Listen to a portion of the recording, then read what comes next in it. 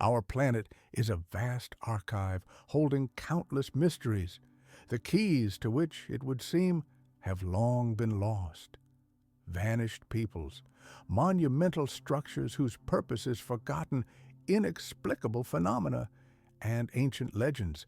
Every inch of land, every ancient artifact, is a chapter in a great book of history still waiting to be read.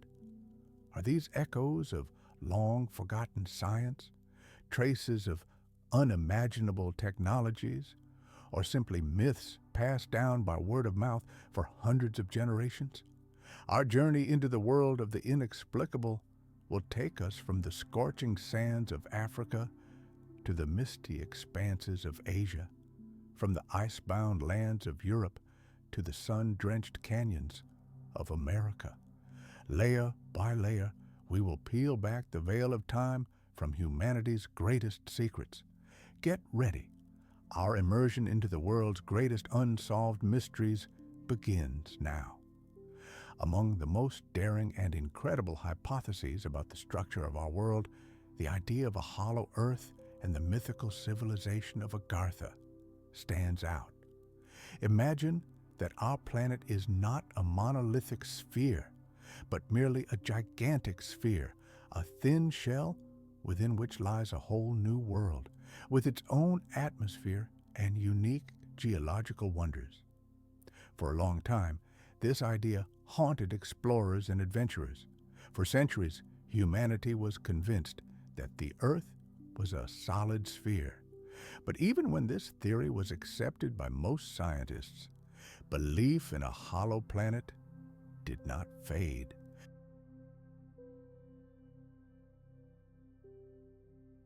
This hidden inner civilization was named Agartha, and for a time, its existence was accepted as an indisputable fact.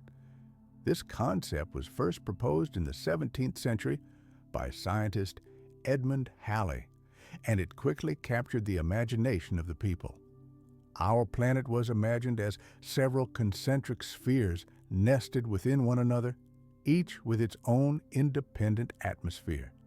Each of these inner shells was believed to harbor its own unique life forms. The hollow earth theory continued to thrive and develop for centuries, attracting ever new adherents. Even during the dark times of World War II, persistent rumors circulated that Nazi leaders were obsessed with finding an entrance to this inner world. They believed the Agartha civilization possessed superior technology and knowledge capable of turning the tide of the war. German submariner Carl Unger even claimed to have personally seen these gates and was firmly convinced that the Earth is indeed hollow. Today, of course, almost everything related to Agartha is dismissed as conspiracy theories. And yet, interest in this mystery continues unabated. What if hidden worlds really do exist deep beneath our feet? Now let's travel to Ireland, where Leap Castle rises among the green hills, a place that has earned the grim reputation of being the most haunted fortress on the planet. Its history, spanning over 7 centuries, began in the 13th century when the O'Bannon family built their stronghold here in County Offaly.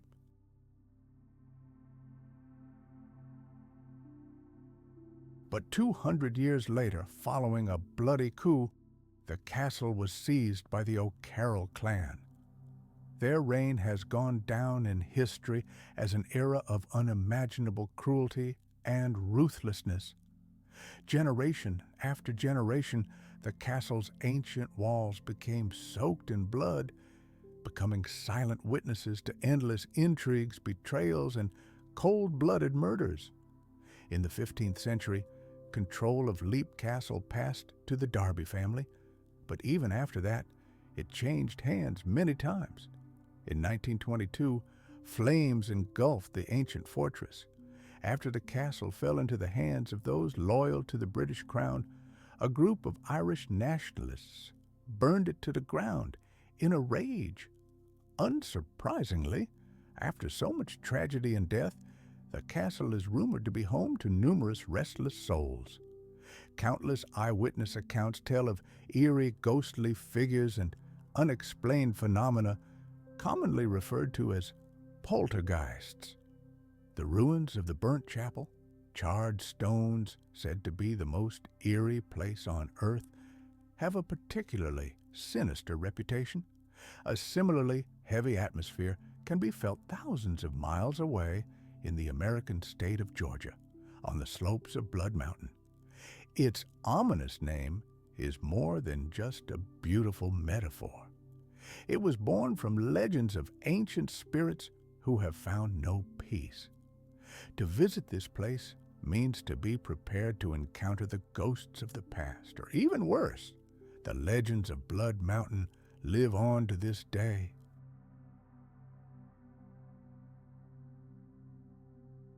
It attracts tourists and history buffs, a tangible landmark of the Chattahoochee National Forest with its picturesque hiking trails. Here, like nowhere else, you can sense the presence of otherworldly forces and walk the same path as the spirits of ancient warriors. The mountain's name has deep roots. Cherokee legend holds that it arose after a great and merciless battle between the Cherokee and Creek tribes. The battle was so fierce that the blood of the fallen warriors literally soaked the ground, turning it crimson. And if, while climbing the slopes, you suddenly feel a chill run down your spine, it may not just be the wind. It may be the spirits of ancient warriors watching over you. Now, our journey takes us to India, to the walls of the sea fortress of Murudjanjira, a citadel whose history is full of secrets and heroic stories.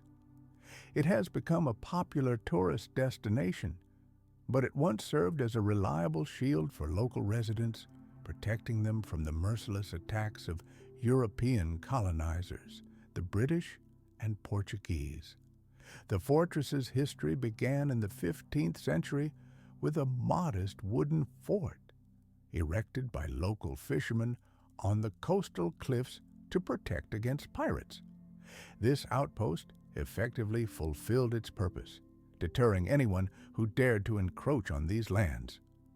But over time, this modest structure evolved into an impenetrable stone stronghold with tall watchtowers and thick defensive walls.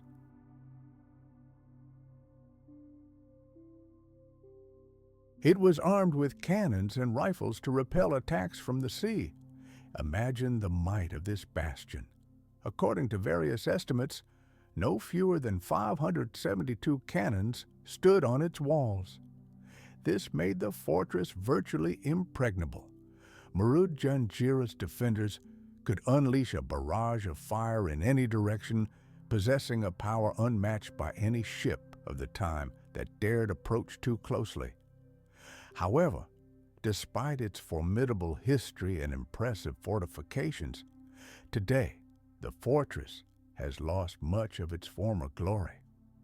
Let's return to another continent, to that very same Appalachian trail that winds along the slopes of Blood Mountain.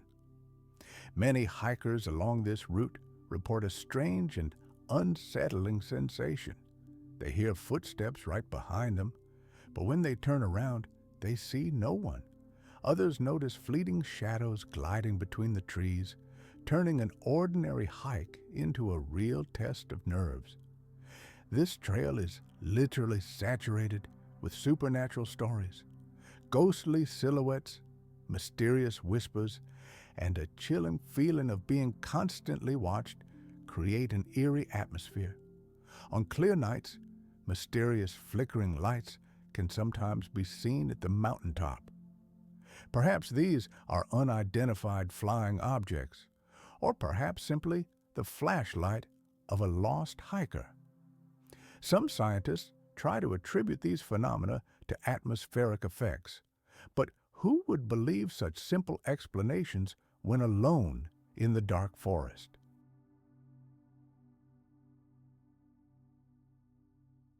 Legend tells of a witch who once lived on the mountain and cursed all who dared disturb her peace. Locals believe her spirit still roams the trails, waiting for intruders. And if you ever hear her voice in the silence of the forest, the best thing to do is run and never look back. Do you think Blood Mountain is just a name? Or do its winding paths truly hide dark secrets? Moving on to another mysterious place, it's impossible not to mention Antarctica, the most enigmatic continent on Earth. Its greatest mystery is that it's buried beneath kilometers of ice, and no one knows for sure what this icy armor conceals. This place holds a whole world of untapped possibilities for those willing to brave the cold. There's a bold hypothesis that beneath this eternal ice lies evidence of an ancient, prehistoric civilization. This theory is largely based on the famous Piri Reis map, drawn by an Ottoman admiral back in the 15th century.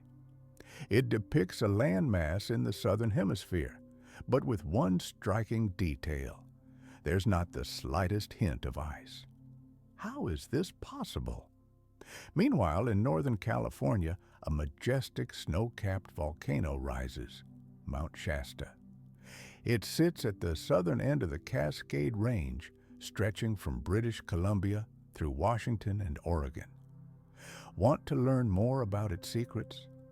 This volcano is unlike any other mountain in the Pacific Northwest. It's shrouded in so many mysteries that scientists still can't solve them.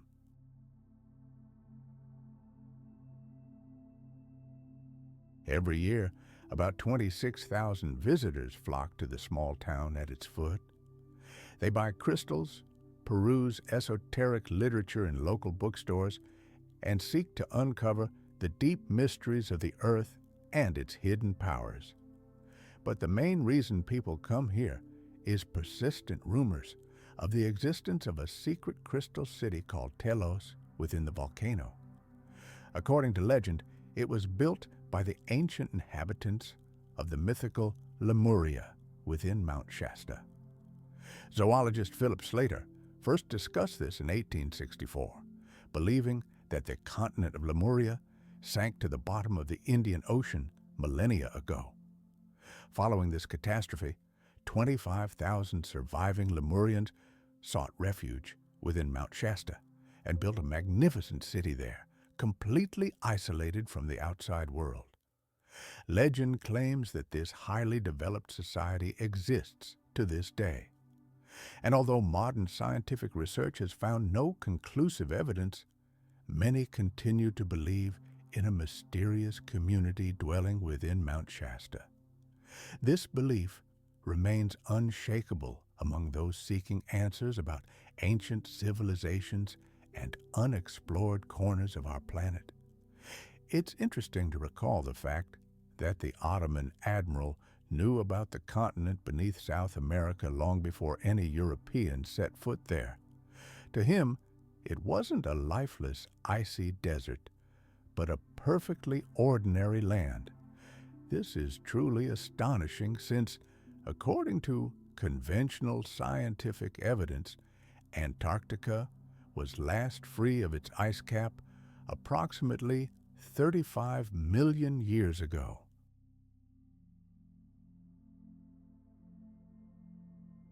Therefore, it seems utterly incredible that a prehistoric civilization could have existed in such a remote and harsh place. In October 1104, the Icelandic volcano Hekla suddenly erupted with astonishing force. Enormous plumes of smoke and fiery streams of lava rushed into the sky, causing a genuine catastrophe for the local inhabitants. For the Icelandic population of the time, this event was like the end of the world. They knew nothing about volcanoes. The eruption of the century gave rise to a terrifying and mysterious legend. Ever since, Mount Hekla has acquired a sinister reputation. Imagine the gateway to the underworld itself. That's exactly how the ancient inhabitants of Iceland, newly established in Europe after endless wars, perceived this place.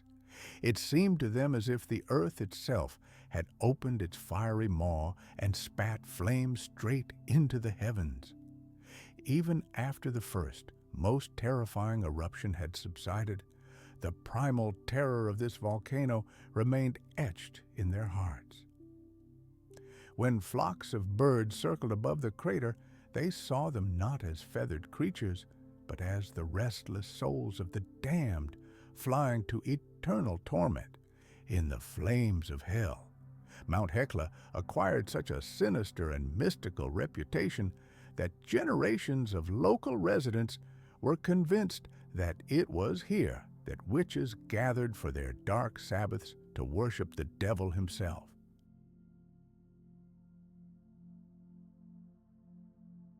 Now let's travel from the icy wastes of the north to the mysterious lands of ancient Japan, to Nora Prefecture, home to one of the most mysterious structures in history, the Haryuti Temple. From the outside, this Buddhist sanctuary appears like an impenetrable rock, a monolith carved by nature itself. However, its interior holds secrets that will chill the blood.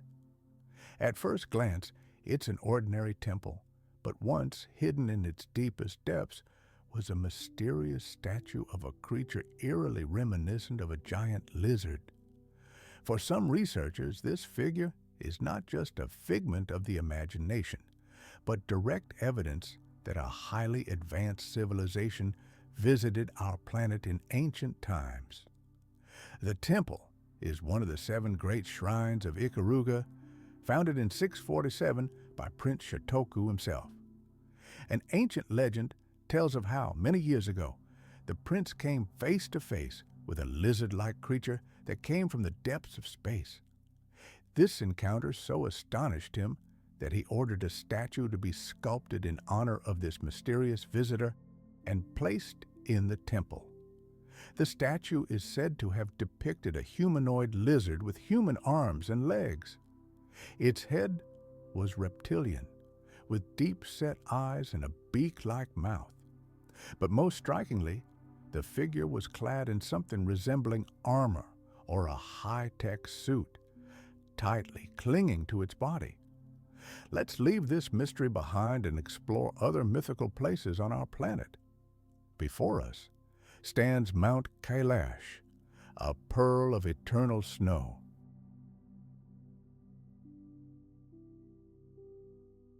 Its summit pierces the sky at an altitude of over 6,500 meters, making it one of the highest peaks in the Himalayas. Situated at the crossroads of 3 great cultures, Tibet, Nepal, and India, it has become a sacred center for 4 religions: Hinduism, Buddhism, Jainism, and the ancient faith of Bon. Countless myths and legends surround this mysterious mountain, immersing it in a world of phenomena that cannot be explained. In Hindu beliefs, Kailash is revered as the sacred abode of the god Shiva himself and his consort Parvati. Moreover, the mountain is considered the center of the universe, an unshakable symbol of divine power, peace, and wisdom. Ancient texts state that each of its 4 sides embodies specific cosmic qualities. Tibetan Buddhists believe this mountain is the home of the powerful tantric deity Demchag. Followers of Jainism are convinced that it was on these snow-covered slopes that their first spiritual teacher attained complete enlightenment. And in the ancient Tibetan Bon religion, Kailash is known as Tisya, the sacred abode of the sky goddess Sea Pai Men. For them, the mountain is a 9-story swastika, a cosmic axis connecting our world with the other worlds. The ancient swastika symbol, facing counterclockwise, here represents eternal truth and the endless cycles of life. Although conquering Kailash is the cherished dream of many climbers, no human has ever set foot on its summit.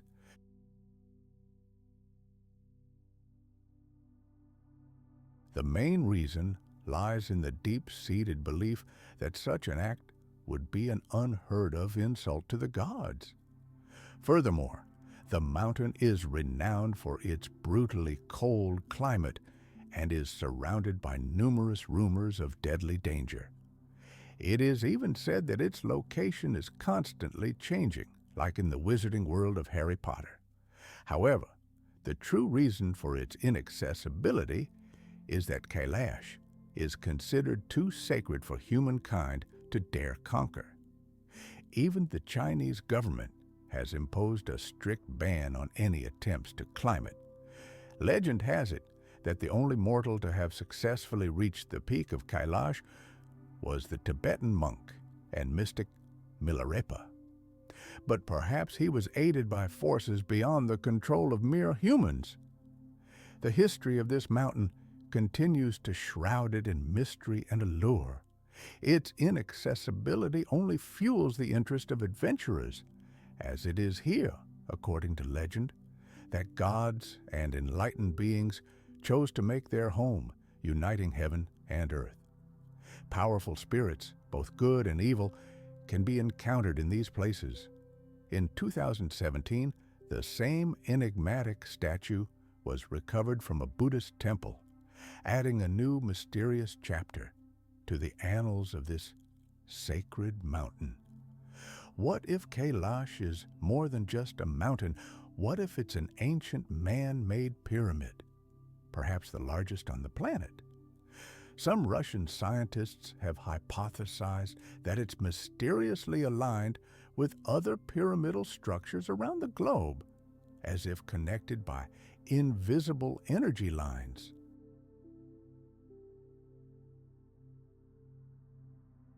This raises incredible speculation about the existence of a highly advanced civilization that lived on Earth long before the advent of writing. Buddhist and Hindu texts describe Kailash as a staircase leading directly to the heavens. Some believe it may have served as a stargate, a kind of cosmic portal for instantaneous travel by ancient beings to the most remote corners of the world.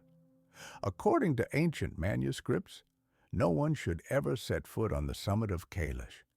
Any daredevil who dares to violate this prohibition will incur divine wrath and disappear forever. One gets the eerie impression that upon reaching the summit, those very cosmic gates will open, and the person will simply dissolve without a trace, erased from the very fabric of reality. Meanwhile, in another corner of the world, archaeologists are exploring the ruins of the ancient city of Anavarza. Here they are discovering rare gladiator tombs, the final resting places of those who fought and died in the arena nearly 2,000 years ago. Anavarza was once a thriving metropolis with a rich history. It was successively ruled by the Greeks, Romans, Sassanid Persians, and Ottomans before it was finally abandoned. Now, all that remains of its former glory are ruins, lost among the rocks. Overgrown with grass and weeds, this place is only a distant reminder of its former glory.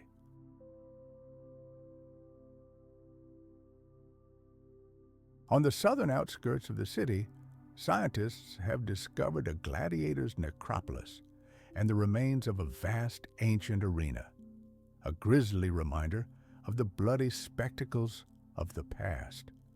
This arena served not only as a site for deadly combat, but also as a venue for festivals, water shows, and other public entertainment. According to the head of the archaeological team, Dr. Fatih Gulshan of Çukurova University, how exactly these warriors died remains a mystery. Perhaps they met their end in battle, or perhaps they were killed by disease.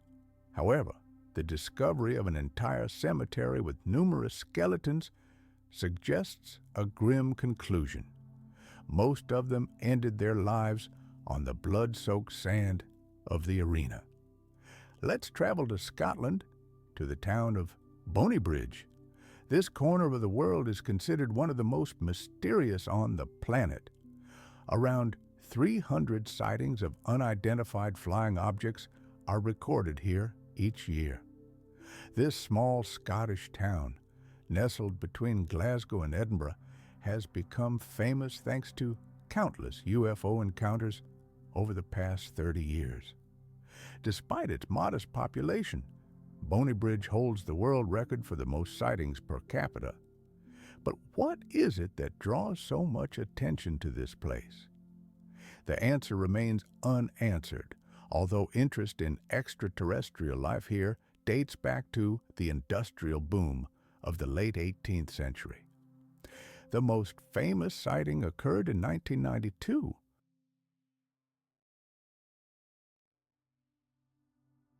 A local businessman named James Walker stopped his car on a deserted country road and saw a strange object just above the ground. It resembled a bright, blindingly shining star. Suddenly, this object soared into the night sky at incredible speed and disappeared into the vastness of the universe. This event became a catalyst. After it, many local residents dared to share their own, no less strange observations. On the other side of the world, in the northeastern Indian state of Assam, lies the small village of Jatinga, ominously nicknamed Death Valley. For centuries, a mysterious and terrifying natural phenomenon has occurred here, attracting tourists and locals alike.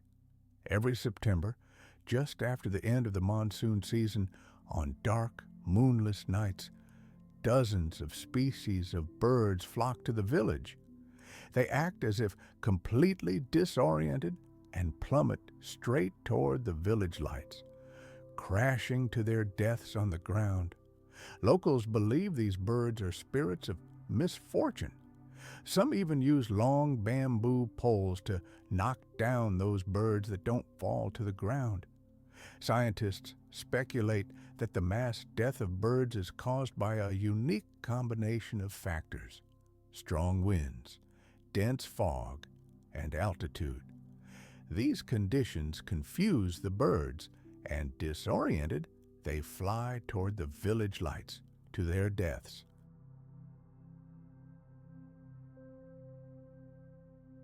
But despite the scientific explanations, year after year, Jatinga remains a place shrouded in mystical mystery, as this terrible tragedy repeats itself with the inevitability of fate. What else does our planet hide? Archaeological excavations in the Turkish province of Mardin have uncovered a mysterious underground city, the largest such settlement ever found in the country. This city could have housed up to 70,000 people, more than the population of most modern North American cities. Inside the enormous cavern, researchers have discovered a network of passages extending deep underground. They form a veritable labyrinth of wells, food storage areas, and living quarters dating back to the 1st century A.D. This place once served as a safe haven for people fleeing harsh weather conditions and the brutal persecution of early Christians, making its historical significance colossal. Over time, more and more families found refuge here, and the city developed into a thriving underground community. However, despite the fact that these tunnels were in use decades ago, scientists still cannot explain why this place was abandoned and how it could have been completely forgotten. Interestingly, this is only one of more than 200 ancient underground cities in Turkey. Nevertheless, it is rightfully considered the world's largest human settlement away from sunlight. Meanwhile, archaeologists are making another astonishing discovery.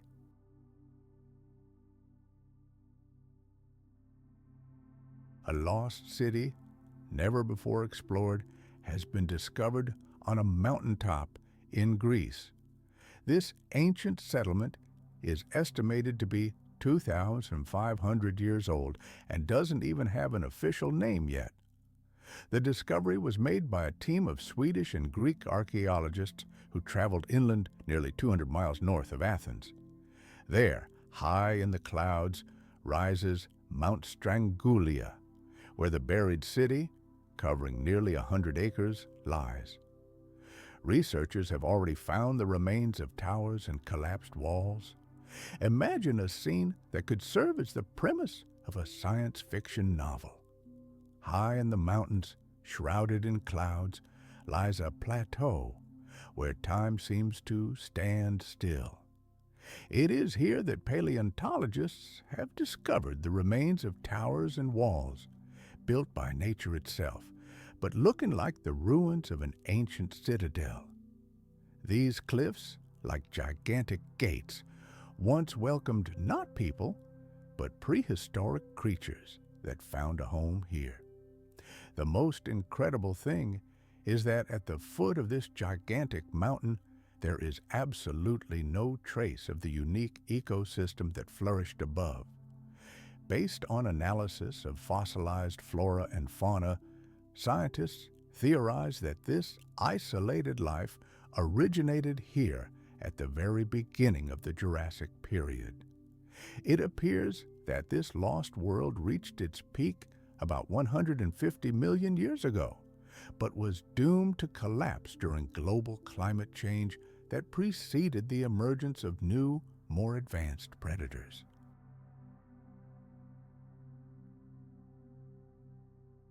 What really happened in this isolated corner of the planet during those turbulent periods of Earth's history?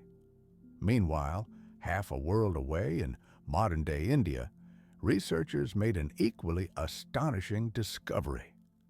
They stumbled upon 4 vast fields littered with gigantic fossilized bowls. This recent discovery in the state of Assam has left archaeologists baffled. 65 colossal nests, made of compacted mud and stone, were scattered throughout a prehistoric forest. While the exact age of these relics remains a matter of debate, it is believed they were created long before the end of the Cretaceous period, making them older than 70 million years. A team of researchers specifically traveled to this remote, sparsely populated region in search of traces of ancient ecosystems. They might be destined to uncover another great mystery of the past. As they delved deeper into the jungle, paleontologists began to notice gigantic, pitcher-like structures protruding from the ground and covered in centuries-old vegetation. Some of them reached 3 meters in height and almost 2 meters in width. This discovery evoked associations with the mysterious egg clutches found in South America and even Europe. Despite the vast distances between these regions, the discovery became even more intriguing when embryonic remains were discovered inside some of the nests, directly suggesting their use as prehistoric nurseries.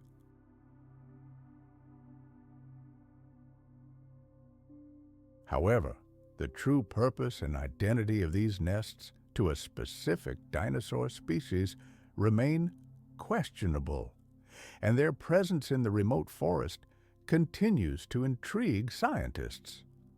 Upon encountering Mount Roraima, you feel as if you've entered a world forgotten by time itself. This colossal rock mass, nearly 3 kilometers high, rises majestically amid the mist. Its sheer cliffs look as if they've stepped out of a novel or been transported straight out of the movie Avatar. It seems as if a pterodactyl is about to fly out of the clouds or some gigantic creature is about to descend from the summit. However, Mount Roraima is a place of truly unique natural wonders. Formed by millions of years of erosion, it harbors an ecosystem of relic plants and animals found nowhere else on the planet. This region is often called Mountain Australia because of its rare and mysterious species. It is home to carnivorous plants, such as pitcher plants and sundews, which have adapted to life in soil virtually devoid of nutrients. They obtain everything they need by hunting insects. Mount Roraima remains a sacred site for the indigenous Pemon and Arawak peoples. Locals revere it as the abode of powerful spirits. According to one ancient legend, the mountain was once a huge tree that gave life to all living things, but it was cut down by a trickster god. From this tree's stump sprang the region's many rivers and waterfalls.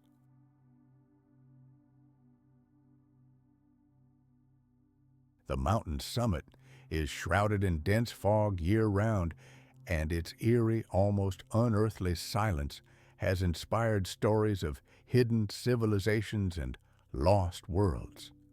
It was Mount Roraima that inspired Sir Arthur Conan Doyle's famous novel, The Lost World, in which he described a plateau where living dinosaurs still roam.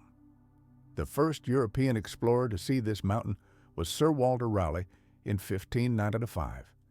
He was convinced that its summit held untold treasures.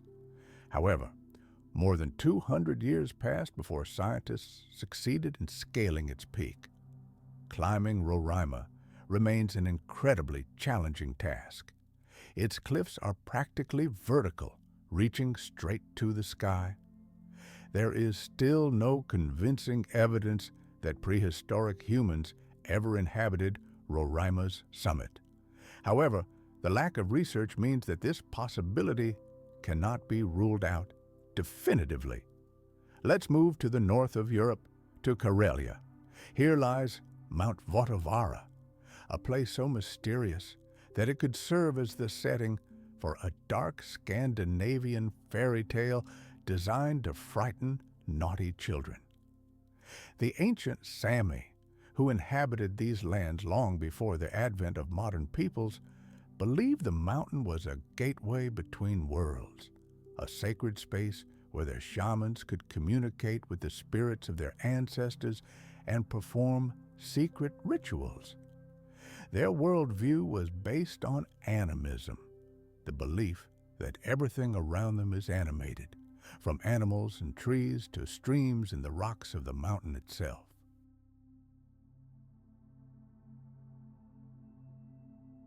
Now let's travel back 66 million years to what is now Scotland.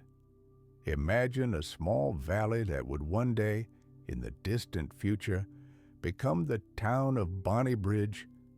It was here that an event could have occurred that would have forever changed the face of the planet. Let's imagine a lone ankylosaur. Let's call him James. He's peacefully grazing at the edge of a forest when suddenly his attention is drawn to something strange in the sky. An object resembling a bright, dazzling star hangs above the earth.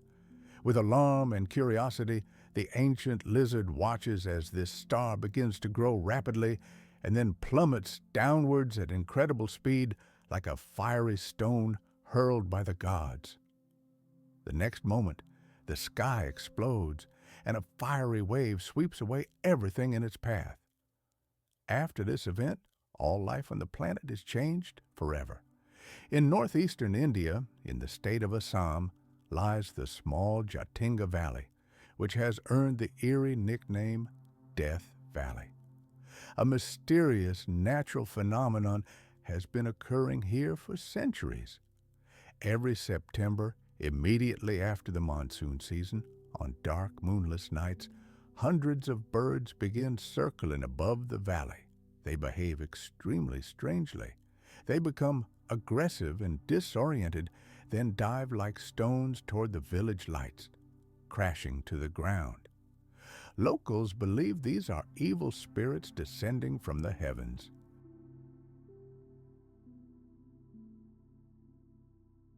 Scientists, however, theorize that the mass death of the birds is linked to a unique combination of strong winds, dense fog, and altitude, which confuses them.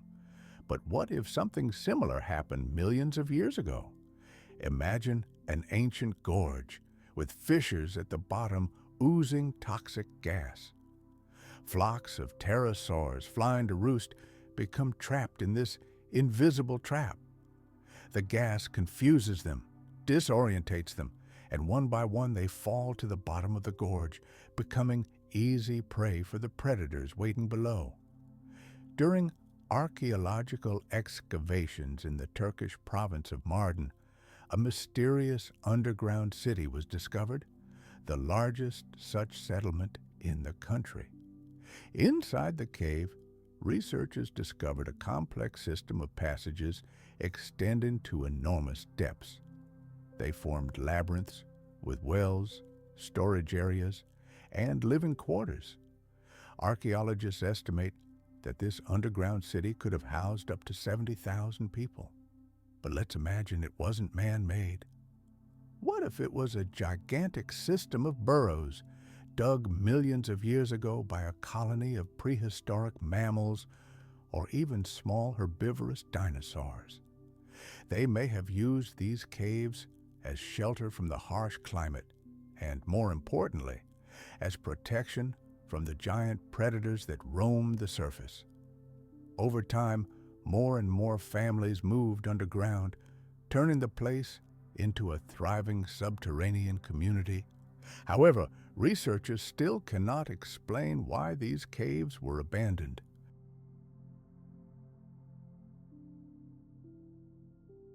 Perhaps the answer lies in the very catastrophe that destroyed the dinosaurs. And so we return once again to that mysterious discovery on a mountaintop in Greece, never before explored. This ancient world, millions of years old, still has no official name and is considered one of the most mysterious places on the planet. The discovery was made by a team of paleontologists who traveled hundreds of kilometers to reach this lost plateau. High in the clouds, covering nearly 100 acres, lies a buried world. Researchers have discovered cliffs resembling collapsed towers and natural arches resembling city gates that once welcomed the prehistoric inhabitants of this mountain peak. Surprisingly, at the foot of the mountain, there are no signs of this lost world above. However, based on fossilized fragments, scientists suggest that life was already thriving here in the mid-Jurassic period. Apparently, this world flourished, but was abandoned and forgotten during times of global cataclysms. It still remains a mystery what exact dramas unfolded here during those turbulent eras in the history of our planet. Meanwhile, researchers in India made unexpected discoveries. 4 fields were littered with enormous fossilized nests. What does this mean for our understanding of the lives of ancient giants? In the state of Assam, 65 sandstone nests were found scattered throughout an ancient forest.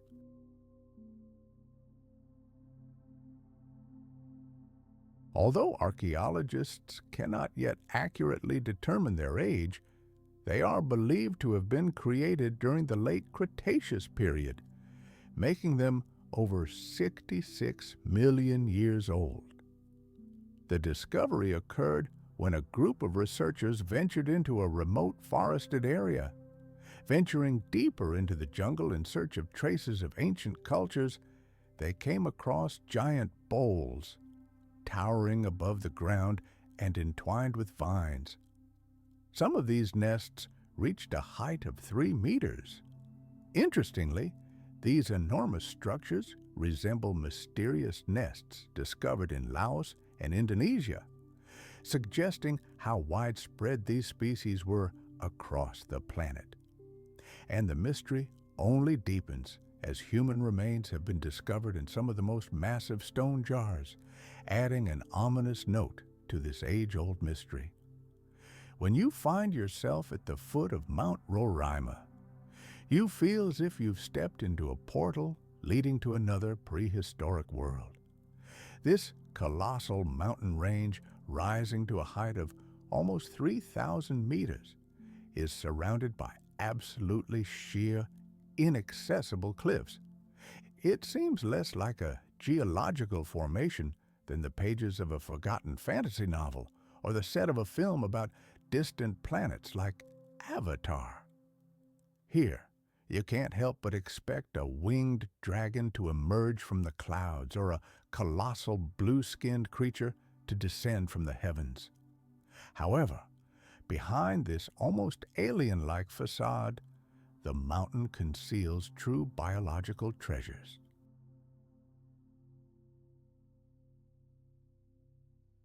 Formed over millions of years by relentless erosion, it has become an isolated island in the sky, home to a unique ecosystem.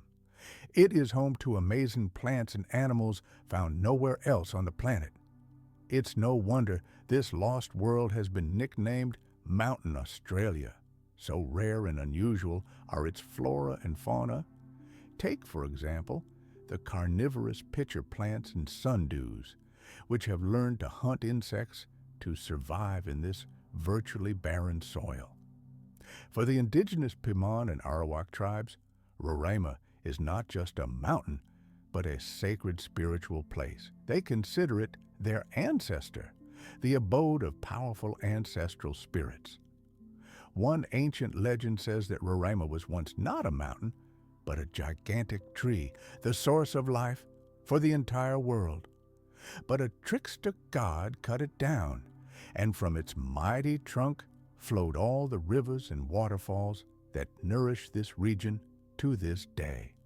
The summit of this plateau is shrouded in a thick, impenetrable fog almost year-round. Its ominous, oppressive silence has given rise to countless myths about lost civilizations and hidden worlds.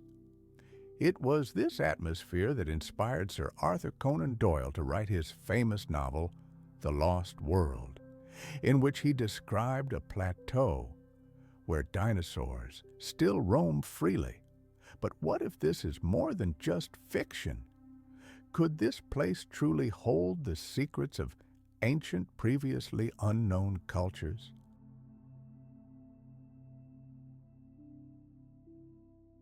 Although direct evidence of the existence of prehistoric humans on the summit of Roraima has not yet been found, the lack of comprehensive research prevents us from confidently dismissing this fascinating hypothesis.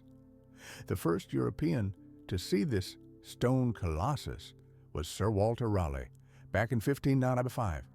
He was obsessed with the idea that untold treasures and the legendary city of El Dorado lay hidden at its summit.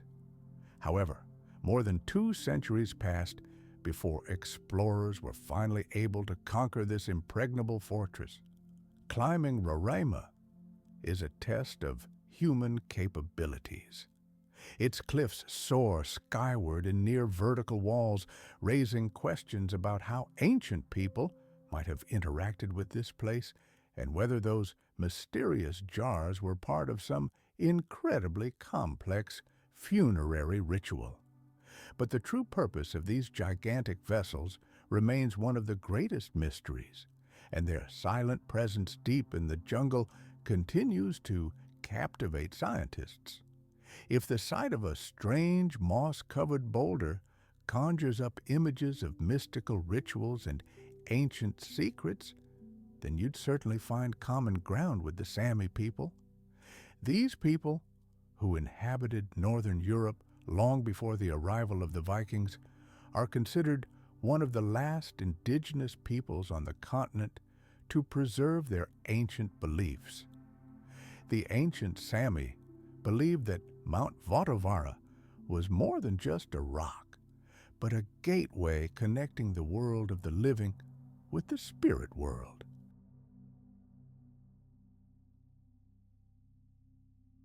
It was a sacred place of power for shamans, where the line between reality and the otherworldly was thinned, allowing them to communicate with spirits and perform their mysterious rituals. Deep in the heart of Karelia, in a region where the histories of Finland, Russia, and Sweden intertwine, rises this mysterious mountain. Its appearance is so striking that it could easily serve as the setting for an epic sequel to Beowulf, or at least serve as the inspiration for a creepy Scandinavian fairy tale used to scare naughty children. The Sami professed animism and shamanism, the belief that everything in the world around them possesses a soul, from animals and trees to streams and rocks on the slopes of this mountain. If you've ever felt like an old tree in the forest was watching you, for the Sami, it wasn't just imagination, but absolute reality. Mount Votavara held sacred significance for them. Shamans flocked here to perform their ceremonies, leave offerings to the spirits, and, sitting by the fire, share stories of encounters with ghosts and deities.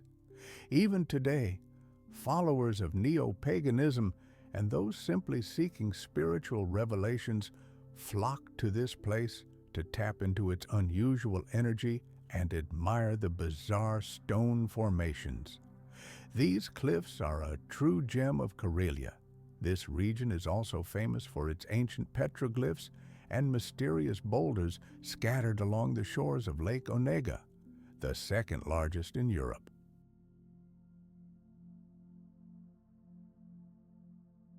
Archaeologists have discovered over 900 rock carvings here, some dating back nearly 6,000 years. These images are positioned in such a way that, in the rays of the rising and setting sun, they create a stunning interplay of light and shadow, like a prehistoric cinema. One can only imagine how people of that era traveled vast distances to witness this magical spectacle. But let's return to the slopes of Votavara. They are strewn with gigantic stones arranged in the most incredible and bizarre compositions. These formations, known as Sedas, give the impression that a civilization of giants once inhabited them, playing some cosmic version of Jenga. Some boulders weighing several tons are perfectly balanced on tiny stone legs. Others are tilted at impossible angles, and still others seem to hold secrets within that humanity will never be able to fathom.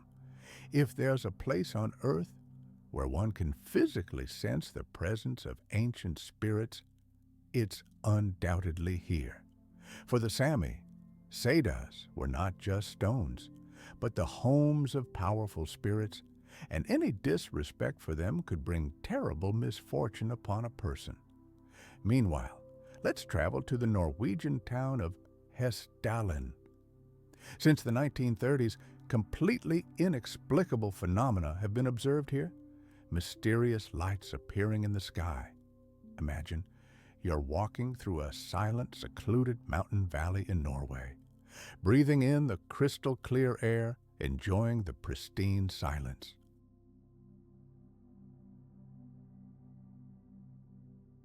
But as soon as dusk falls, a mystical spectacle unfolds above you. Mysterious lights appear out of nowhere, beginning their silent dance across the night sky. This spectacle seems like pure magic, as if a glowing orb lost in time is flying toward some unknown spirit festival. Scientists speculate that the bizarre rocks of Votavara were formed by retreating glaciers over 10,000 years ago. However, no glacier could have arranged multi-ton boulders with such precision, as if by an invisible giant sculptor. Some researchers even put forward the bold hypothesis that Mount Votavara may have been the center of a civilization that existed long before the Great Flood and the legendary Noah. Now let's travel to another part of the world, to China's Shanxi province, which hides countless archaeological secrets within its depths. One of the most astonishing is a complex of more than 40 earthen pyramids scattered across this ancient land. Unlike the grandiose stone pyramids of Egypt, their Chinese counterparts are built primarily of compressed earth. Today, most of them are overgrown with grass and shrubs, turning into ordinary hills. They blend so seamlessly into the surrounding landscape that few realize their true man-made nature. These pyramids served as burial vaults for emperors, great generals, and nobles throughout centuries of Chinese history. The most famous of them is undoubtedly the mausoleum of Qin Shi Huang, the first emperor to unify China under his rule.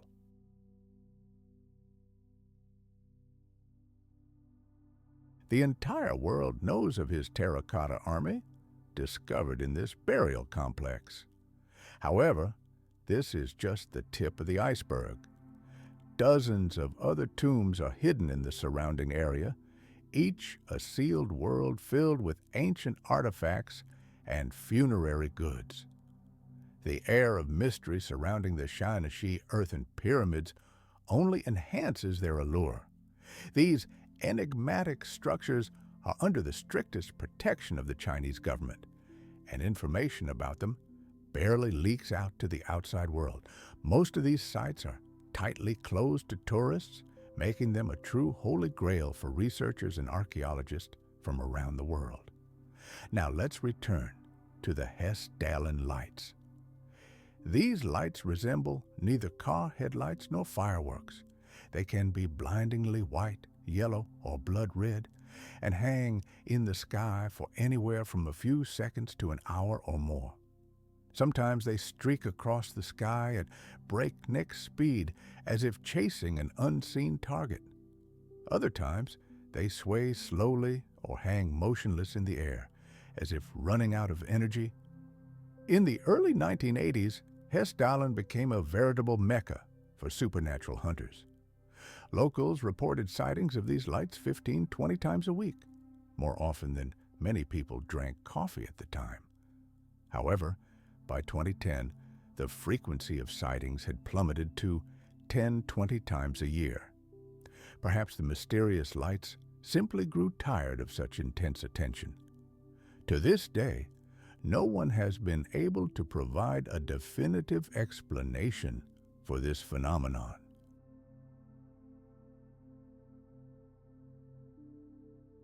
The most popular and exciting theory, of course, links the lights to visitations by aliens. If aliens were to take a vacation on Earth, a secluded Norwegian valley would be the perfect resort. Some even speculate that secret UFO bases may be hidden in the mountains, and their inhabitants simply enjoy watching good Viking movies at night. From a scientific perspective, some researchers believe the phenomenon may be related to natural radiation. Elements such as radon, escaping from the Earth's interior, can ionize dust particles in the air, creating glowing clots of plasma. Even rare radioactive substances, such as polonium, have been mentioned. Other scientists hypothesize quartz deposits in the valley's rocks. Under the enormous pressure of the Earth's crust, quartz crystals can generate powerful electrical discharges. This phenomenon is known as piezoelectricity, and theoretically could turn the entire valley into a giant natural strobe light. However, this theory doesn't explain all the details. For example, why the lights sometimes take on a distinct geometric shape or move along complex, meaningful trajectories. Since 1983, scientists have been conducting extensive research to unravel this mystery. The Hessdalen Project, which lasted from 1983 to 1985, brought together ufologists and researchers from Norway and Sweden. However, even after 2 years, they had no definitive answers.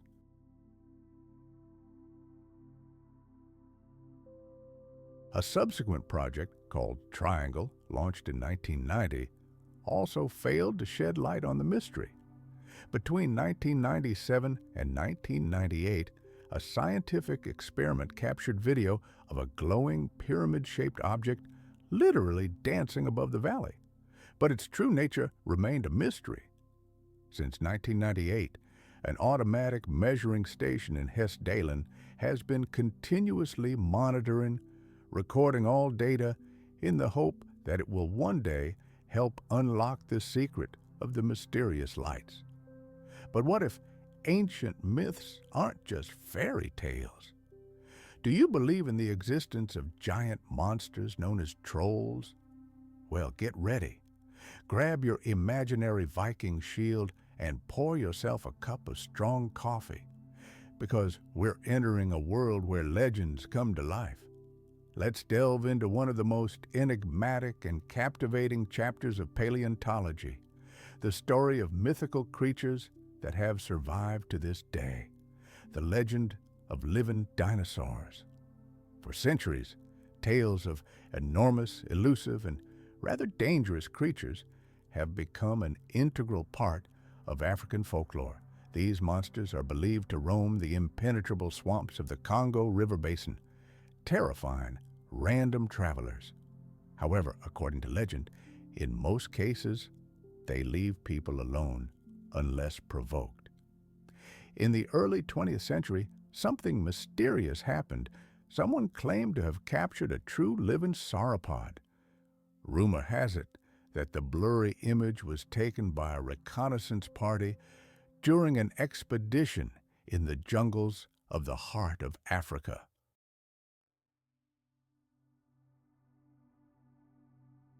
The photograph has been passed around for decades, sparking heated debate. However, the image itself is quite grainy and difficult to interpret. At first glance, the photograph appears to depict a giant, dark figure with a long neck among dense tropical vegetation. Upon closer inspection, many claim the image is a fake or a mistake, perhaps simply a trick of light and shadow.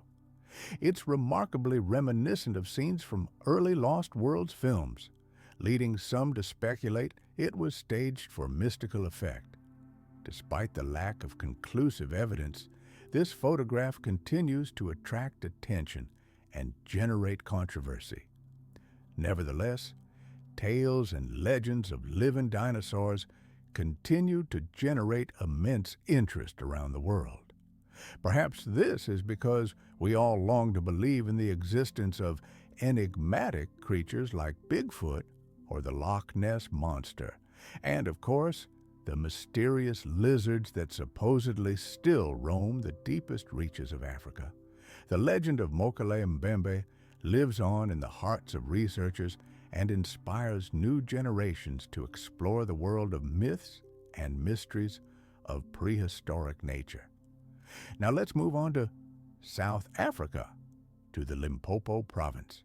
Here, scattered across ancient hills, lie not the ruins of cities, but the bone fields of the Elliott Formation. They may have once been part of a vast ecosystem of the late Triassic and early Jurassic, making them approximately 200 million years old.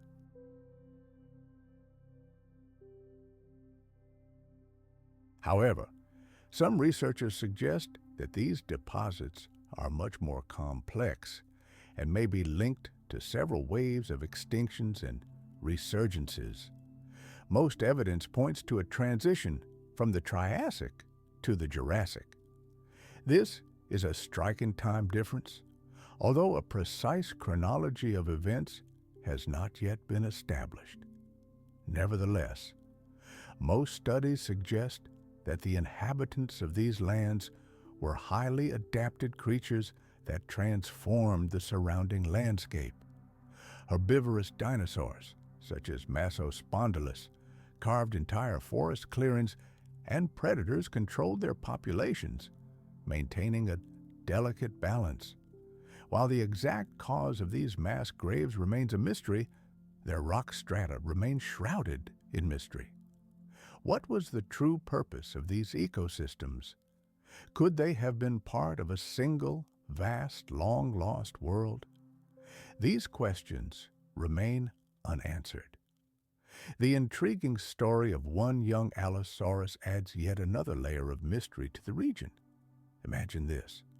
150 million years ago, at the end of the Jurassic period, A seasoned but still young predator, separated from its pack, set out in search of new territory, and vanished without a trace.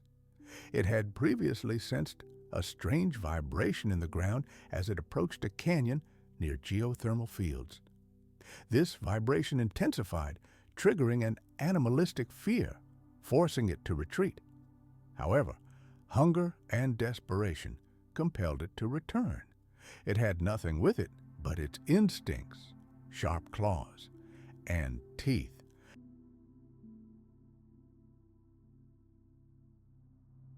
Before leaving, he looked back one last time at the plain where his family remained, but the way back was cut off. Millions of years later, paleontologists found only a trail of his footprints leading to the edge of a solidified lava field, but they were unable to locate his skeleton or other remains. The story of this Allosaurus becomes even more disturbing when one imagines its final hours. Weakened by starvation, perhaps suffering from wounds sustained in combat, it followed the scent of carrion, hoping to find easy prey, but instead became prey. It may have fallen into a crevice, gotten stuck in a tar pit, or encountered a predator larger than itself, such as the gigantic Torvosaurus. Despite numerous theories, from an accident to an attack by an apex predator, the fate of this lone lizard has never been solved. It remains one of the most troubling mysteries of the Morrison Formation, where ancient deserts and canyons hold their secrets forever. Just a few days ago, this Allosaurus stumbled upon a mysterious canyon in the foothills, rarely visited by other animals. It always relied solely on its survival instincts and never strayed from familiar routes. Yet, all its previous hunts had been successful. He always returned with loot. What happened this time? In Jurassic reconstructions, we see numerous predatory expeditions through remote mountainous regions where few dared to venture. Even enormous sauropods pose no fear to the adult Allosaurus.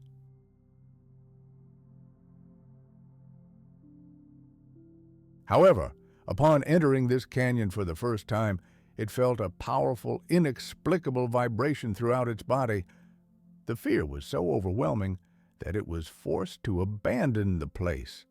Paleontologists named the canyon after its entrance, which resembled a giant mouth. Unwilling to give up, the young predator made several attempts to return and explore this mysterious place. On its last day, it set out again. Leaving behind familiar territory, it ventured deeper into the canyon, and from then on its trail ceased. When paleontologists discovered this trail millions of years later, they were astonished. All they could find were the footprints of a young Allosaurus at the entrance to a narrow crevice. There was no other evidence. The disappearance of this predator and the mystery of the canyon remain among the most extraordinary unsolved mysteries of the Jurassic period. 150 million years have passed, and its fate remains shrouded in mystery. Amid the picturesque landscapes of prehistoric Europe lies another mysterious story, that of a species once considered a model of astonishing adaptation, Telmatosaurus. Its history begins in the late Cretaceous period. Telmatosaurus was a hadrosaur, or duck-billed dinosaur, and its ancestors were truly giants. However, towards the end of the age of dinosaurs, it inhabited the islands that then covered what is now Europe. There, it adapted to limited resources, becoming a dwarf.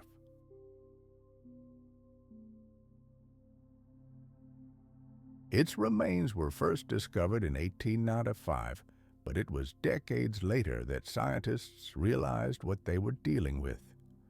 This dinosaur became a true recluse, evolving in isolation from its mainland relatives. It fed on local vegetation and lived a completely solitary life. Despite its isolation, this species was not completely isolated from danger. From time to time, predators would swim onto the island or volcanic eruptions would overtake it. In articles from the early 20th century, when paleontology was just gaining momentum, Telmatosaurus was described as primitive and degenerate. But today we understand it to be an example of incredible evolutionary flexibility. It died along with all dinosaurs 66 million years ago. After its extinction, the islands were forgotten by nature. All that remains are its fossilized bones in the rocks of what is now Romania. What is the fate of this amazing discovery today? The life of Telmatosaurus remained a mystery for many years, and the concept of island dwarfism in dinosaurs long held no interest in the scientific community. However, today, Telmatosaurus remains are once again attracting the attention of scientists from all over the world. These sites are so remote and inaccessible that even today they are difficult to reach.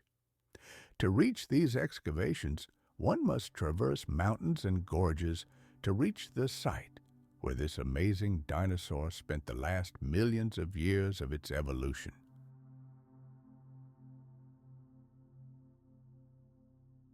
Time flies. More than 100 years have passed since one of the greatest blunders in the history of paleontology was committed. Yet, many still wonder, was Piltdown Man truly the missing link or a carefully orchestrated show? In December 1912, the world was presented with a discovery that claimed to be the skull of a human ancestor with an ape-like jaw. This discovery quickly spread across scientific journals and became a sensation. At first glance, it seemed convincing, but was it really true? Scientists spent decades debunking this theory. No ancient hominids with such a structure existed. Most of the evidence supporting this discovery turned out to be simply fakes. A medievally human skull and an orangutan jaw, skillfully aged and processed. These fragments were dumped in a gravel pit disguised as ancient fossils. It's like using chicken bones to prove the existence of Archaeopteryx. For example, the initial reports include sketches of the man who supposedly found the remains. He does indeed appear in all the chronicles of the time as the discoverer, despite a long history of publishing genuine scientific materials, including state secrets and top-secret documents. No one has ever admitted to the hoax. I checked every archive and scientific publication.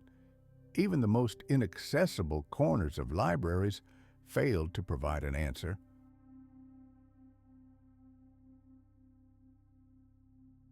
The only thing that reminded me of the Piltdown Man was a horrific Frankenstein's monster, composed of human and ape bones and random bone fragments from extinct animals. However, this was untrue. Conspiracy theories about who was behind this fabrication began to appear as early as 1953, when the deception was finally exposed. Why do these myths persist? At the time, many considered the idea of such a brazen scientific deception too incredible to accept. Just 2 years later, the famous James Bond film franchise turned this idea into a satirical joke in Diamonds Are Forever, which, oddly enough, only further piqued the public's curiosity. However, the true avalanche of conspiracy theories descended upon the world with the release of Capricorn 1 in 1971. But if you dig deeper, the origins of this phenomenon can be traced back to 1969. That year, a man named Bill Kaysing, a former NASA contractor, published a short but scandalous book. Its title spoke for itself: We Never Went to the Moon.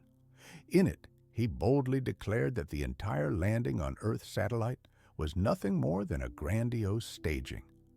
Kaysing, who who worked at Rocketdyne from 1956 to 1963, supported his theory with seemingly compelling arguments.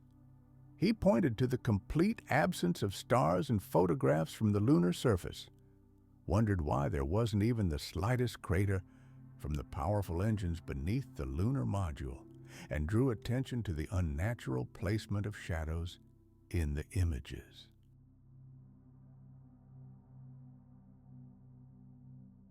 Until his death in 2005, he insisted with unwavering certainty the whole thing was a massive fabrication, a television spectacle orchestrated by the Aerospace Agency. If there had been even a grain of truth in his words, one might have expected a deathbed confession from someone on the mission, but history never received one. Now let's move on to another, no less mysterious story, the famous alien autopsy video. This grainy black and white footage, released in 1995, showed figures in protective suits methodically dissecting a creature strikingly similar to the classic alien from science fiction films. For a time, the video became a sensation in UFO circles until it was declared an elaborate fake. But times change, and old stories take on new dimensions. It's possible the only footage leaked online was genuine. The man behind the film, Ray Santilli, publicly admitted years ago that it was a hoax, but he recently reversed his position, claiming the footage he shot was genuine from the start. Trying to prove his case, Santilli shared a surprising story. He explained that in 1992, while working on a documentary about Elvis Presley, he met a cameraman in Cleveland, quite by chance. This cameraman invited him to see something far more astonishing. As it turned out, this cameraman was a former military man who had personally filmed the alien autopsy procedure after the famous Roswell incident of 1947. Santilli was deeply intrigued and eager to see this unique footage.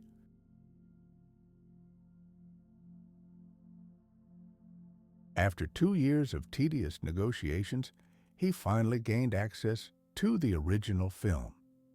But disappointment awaited him. Decades of storage had deteriorated the film beyond repair. Although the footage itself was authentic, it was no longer possible to show it to the world. So he made a risky decision to recreate everything from scratch. Santilli and his team, using props from Hollywood studios, meticulously reconstructed the entire sequence of events. In 1995, a new version of the film was released to the public. However, its creators omitted a crucial detail. It was merely a reconstruction, not the original footage.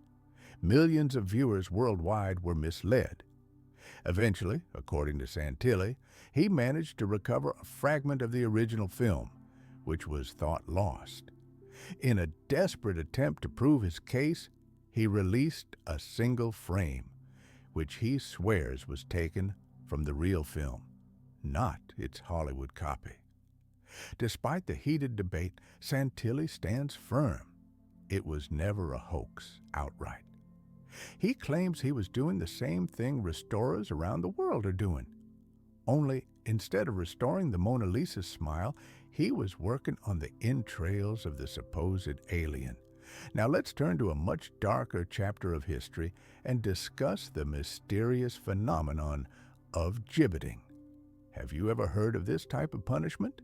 If you thought medieval torture devices were the pinnacle of human ingenuity and cruelty, get ready to learn something new.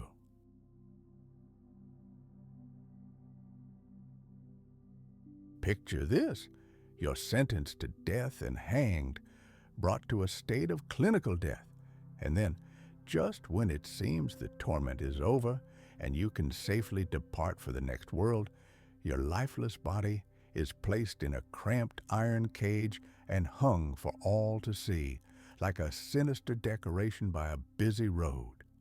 This is gibbeting. a punishment so cruel that the memory of the criminal lingered long after their physical death. Although gibbeting may seem like a relic of the darkest ages, it reached its peak in 18th century England. The justice system of that time believed that even public executions were insufficient to satisfy society's thirst for vengeance, and so it introduced increasingly sophisticated methods of posthumous execution. One of the victims of this barbaric custom was a resident of Banbury, Oxfordshire. In 1746, he was first hanged, then his body was locked in an iron cage shaped like a human figure and left to decompose by the side of a road leading into the heart of the 18th century. Today, this road bears the peaceful name of Old Parr Road and is considered a pleasant place for a stroll.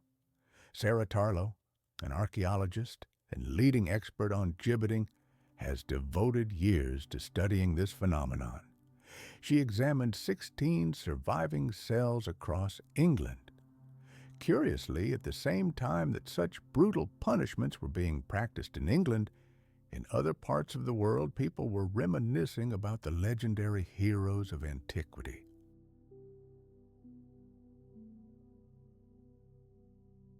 Gilgamesh, for example, was the historical ruler of the city of Uruk in Sumer. Many scholars now agree that he was a real historical figure. However, the debate about whether he was simply a powerful king or a figure of legend continues. The Epic of Gilgamesh, which has existed for thousands of years, tells of incredible adventures, heroism, and strong friendship. And this story continues to captivate people today. The image of Gilgamesh is perceived not only as a mythical hero, but also as a real person of flesh and blood. And now, after many years of searching, archaeologists have announced that they may have found the very tomb of the legendary king. But let's return to gibbeting. According to eyewitness accounts from the time, these horrific iron cages were custom-made for each criminal. This meant that the blacksmith had to take precise measurements of the executed person's body, and no two cages were exactly alike. Some designs were so spacious that they allowed the body to sway in the wind, creating a truly horrific sight. In some cases, the cage even had a special slit for the nose. It was believed this would help minimize the spread of the nauseating smell of decomposition. In one documented case, the cage was reinforced with 12,000 nails to prevent it from collapsing under the weight of the rotting body. The unbearable stench emanating from these posthumous prisons prevented people from leaving their homes in the mornings.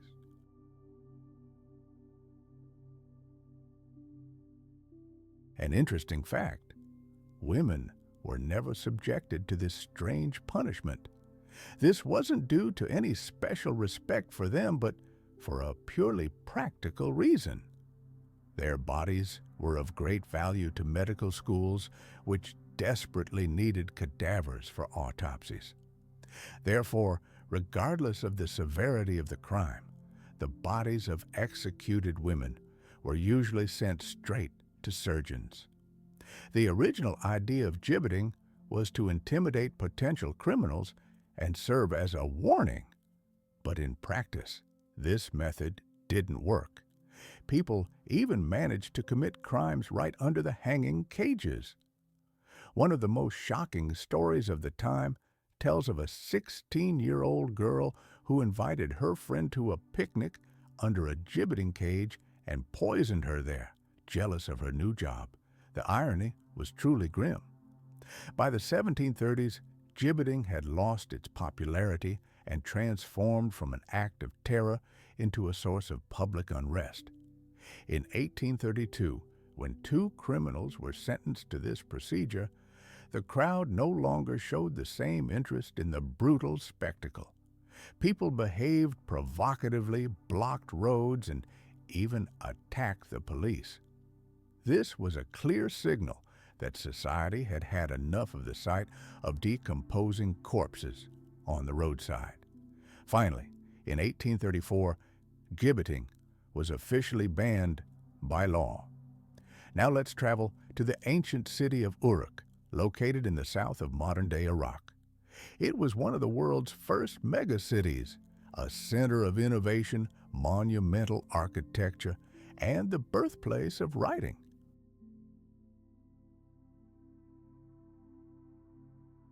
It was here, according to legend, that the legendary King Gilgamesh reigned, buried on the banks of the Euphrates River. His story, recorded in cuneiform on clay tablets, eventually became steeped in myth, turning him into a key figure in Mesopotamian mythology. In 2003, the BBC reported sensational news.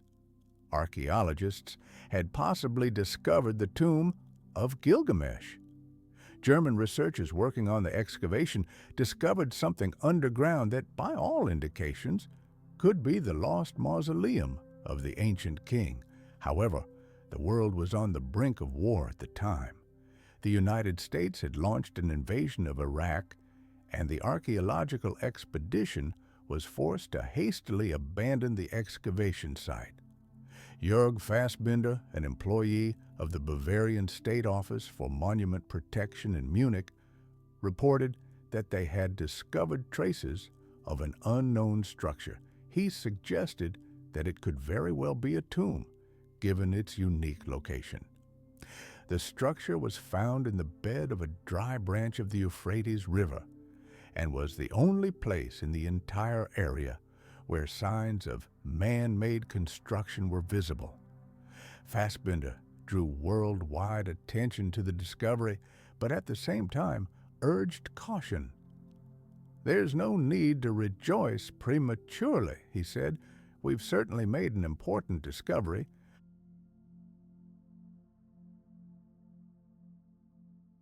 But if this really is the tomb of Gilgamesh, it will be too good to be true."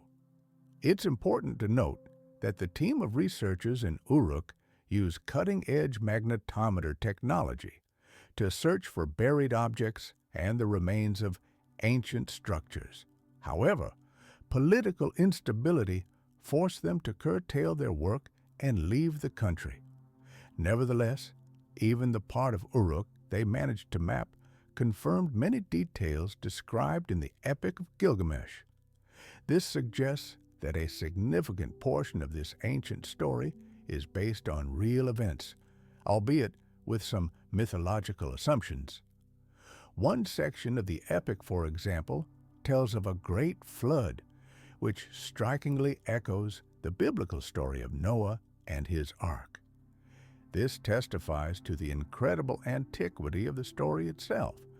However, the main question, the existence of Gilgamesh as a semi-divine hero, remains unanswered. Ricardo Eichmann of the German Archaeological Institute notes, "Although we have been able to confirm many elements of the epic, many questions remain about the reality of Gilgamesh himself and his legendary tomb." The Institute's representative also stated that the discovered anomaly, revealed using modern technology, remains only a hypothesis. Although this news has spread worldwide, the nature of this anomaly could be anything. If Gilgamesh's existence were irrefutably proven, it would be an event no less significant than the confirmation of the myth of King Arthur and his Camelot.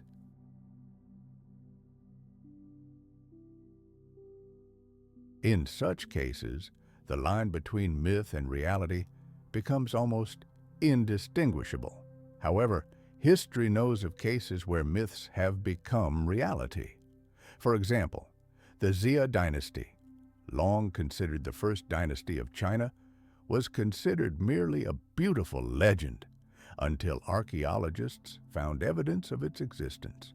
Likewise, the legendary land of Punt, mentioned in ancient Egyptian texts, was long regarded as fiction. For a long time, This was considered nothing more than a beautiful legend, a bold assumption floating around the corridors of paleontology conferences. But one day, a geological hammer struck stone, and the myth became undeniable reality. It's worth noting that the boldest minds began to hypothesize that this fossil could have belonged to a predator of unprecedented size, a true evolutionary weapon designed for dominance. Some even suggested that entire ecosystems could have been shaped by the pressure of this apex predator. What other secrets does this rock record hide? At the same time, in the inaccessible cliffs on the other side of the planet, something equally astonishing occurred. A group of paleontologists stumbled upon a vast, time-locked cave system. Inside, in eternal darkness, awaited them not just bones, but entire scenes from the past, perfectly preserved skeletons frozen in mortal combat, and mysterious marks on the walls that eerily recalled the life and death of ancient giants.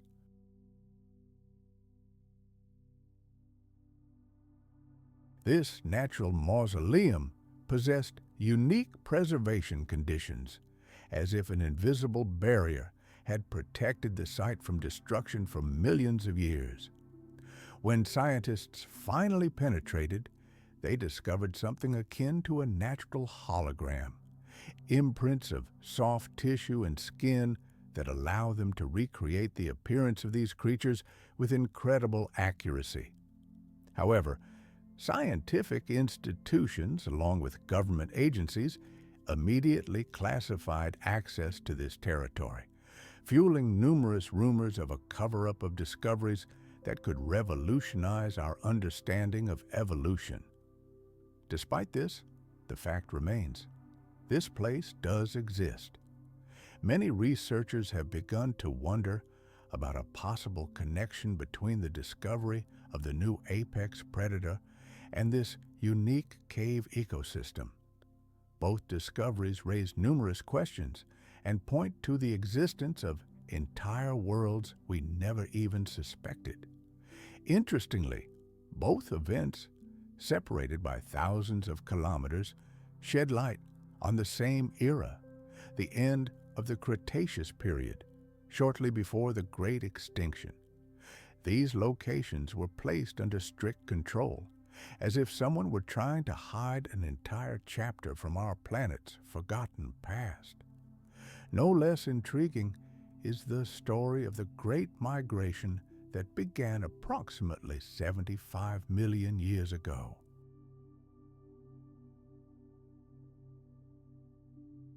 After the triumphant dominance of tyrannosaurids in the north, it seems incredible that in just a few generations, entire herds of giant herbivores decided to make a desperate dash south to an entirely new continent. Computer modeling data based on indirect geological evidence has recently emerged, confirming that this monumental mission actually took place. These simulations have been a true revelation for paleontologists. The study's opening note: preliminary data, not for general publication, only fuels interest in the results. The crux of this secret odyssey, tentatively dubbed Project Green Sun, is that vast populations of what may have been Edmontosaurus annectans crossed a dwindling ocean via a temporary land bridge long before it was thought possible. But why did nature keep this fact a secret? Perhaps to conceal from us the true extent of the climate change of the time, or even evidence of the predators that drove these giants on such a perilous journey.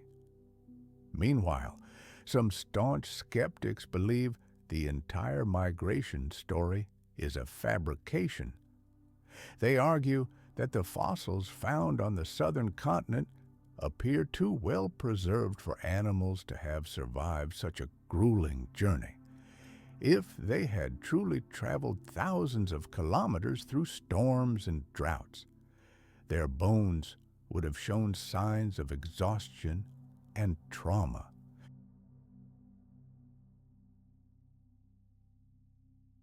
Nigel Marvin, a renowned researcher of prehistoric fauna, emphasizes that stories of such secret migrations appear regularly, always accompanied by convincing but difficult to verify reconstructions. This situation is reminiscent of the debate surrounding another grand evolutionary project, the emergence of vertebrates onto land. According to one theory, in the Devonian period, a certain population of lobe-finned fish, fleeing giant marine predators like Dunkleosteus, made an evolutionary leap. One individual, tentatively dubbed a pioneer, initiated the migration of an entire group to a new, hostile territory. This mission, so to speak, began approximately 370 million years ago. As a result, part of the population remained in the new environment, giving rise to all land vertebrates. Some perished in the process, and the rest, unable to withstand the competition, returned to the water.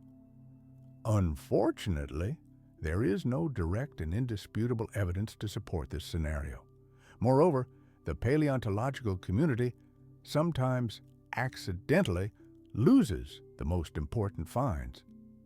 Imagine the greatest discovery of all, the first complete skeleton of Archaeopteryx, proof of the connection between dinosaurs and birds. These fossils are still not all available for independent study, and some speculate that they may have been lost or even deliberately hidden to conceal inconvenient details that don't fit with the accepted theory of evolution.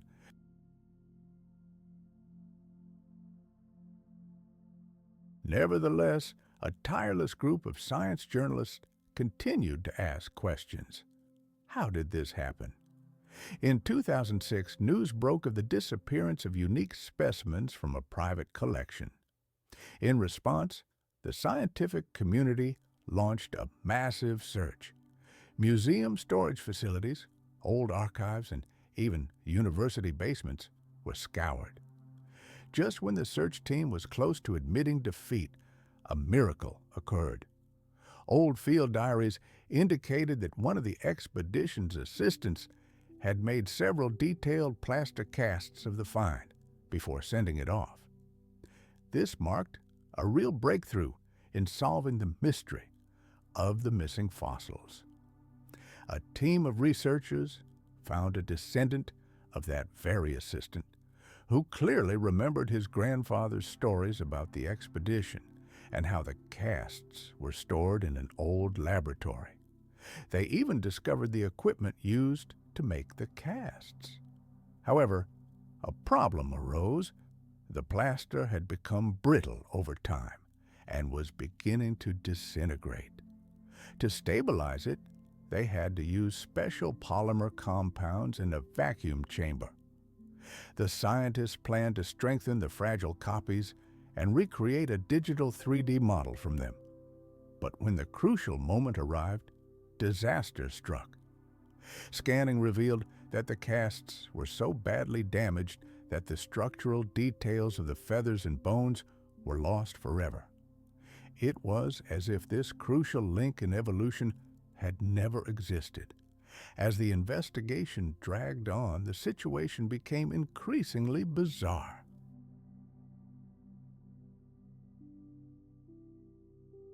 What could have happened to these historic artifacts? 3 years later, the harsh truth finally emerged. It turned out that the museum had simply sold the original fossils to a private collector due to a lack of funds to maintain its collection. Thus, the most significant piece of evidence in the history of paleontology was lost to science for short-term gain. Its whereabouts are now unknown. The head of the search attempted to reassure the public, asserting, "I don't think anyone in the museum's management acted maliciously."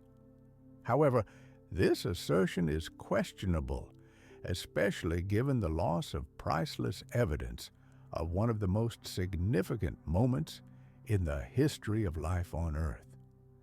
Many still believe the fossil was deliberately hidden to prevent anyone from challenging established dogmas and concealing the truth about the true course of evolution.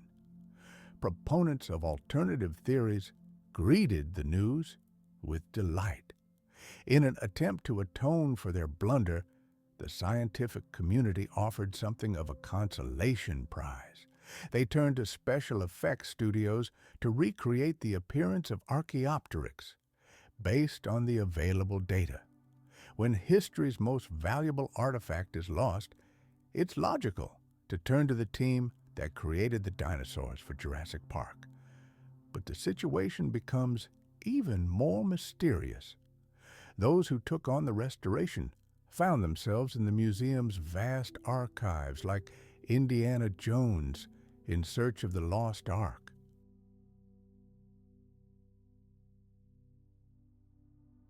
They rummaged through thousands of boxes of bones and documents, hoping for a miracle. But it soon became known that in the early 1980s, the museum had gotten rid of tens of thousands of unpromising specimens. Many of them were simply discarded.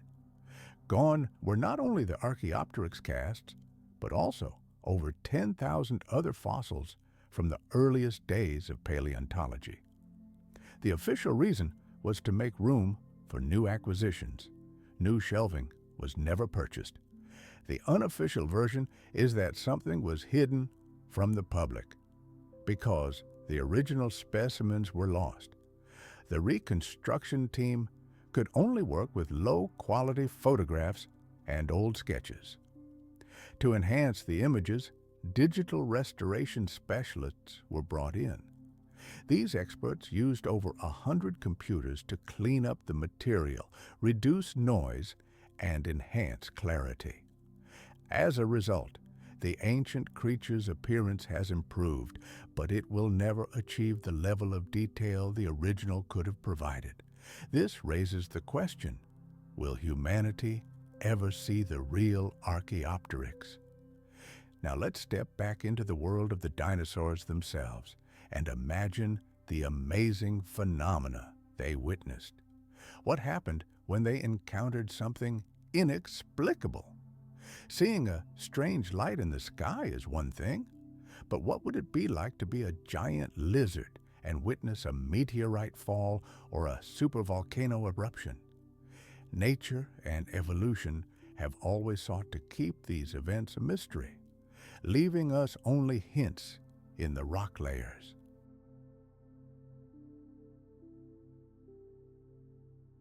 It's tempting to assume that if anyone witnessed the most monumental cataclysms, it was the dinosaurs. However, reality is more complex than it seems at first glance. Sometimes it's difficult to separate scientific reconstruction from fiction. Consider, for example, the end of the Cretaceous period 66 million years ago. It is believed that Tyrannosaurus rex witnessed not just a single shooting star, but a fiery rain descending upon the planet. However, these fiery objects were soon explained as fragments of a single giant asteroid. Other dinosaurs also encountered unusual phenomena. Trackways found in one formation show that a herd of sauropods suddenly changed direction, as if fleeing an invisible threat from the sky.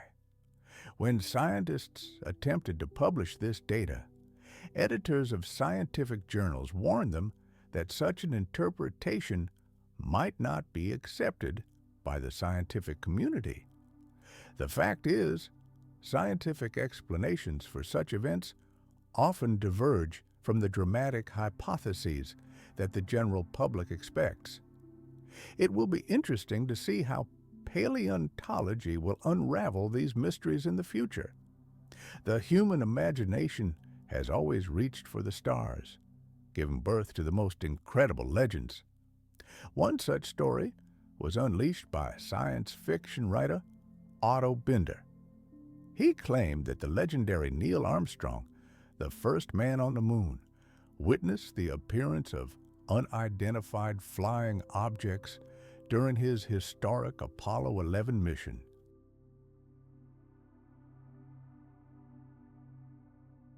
However, NASA's official position was ironclad and dispelled this myth. In 1970, Robert Allnutt, a high-ranking NASA official, stated unequivocally in a letter, "In 15 years of space exploration, not a single astronaut had provided a single piece of evidence of alien spacecraft. Not a single photograph, not even the blurriest frame." Moreover, Neil Armstrong himself never publicly confirmed in his entire life that he had seen a flying saucer, despite persistent rumors to the contrary. The vastness of space still holds its mysteries. In 2005, while aboard the International Space Station, astronaut Leroy Chiao saw something astounding during a spacewalk. Several bright lights moving in unison. For a moment, his heart skipped a beat. But before anyone could even utter the magic three letters UFO, Chiao himself solved the mystery. The lights turned out to be nothing more than powerful searchlights from fishing vessels located on Earth, hundreds of miles below. It's certainly unusual to mistake terrestrial objects for something alien. 15 years later, in 2020, a similar incident occurred on the ISS. Russian cosmonaut Ivan Wagner posted a captivating time-lapse video of the aurora borealis. The footage showed mysterious objects, which he jokingly called guests from space. Even Roscosmos picked up on the story, describing the phenomenon as intriguing. For a moment, it seemed as if Wagner had indeed captured evidence of the existence of an extraterrestrial civilization.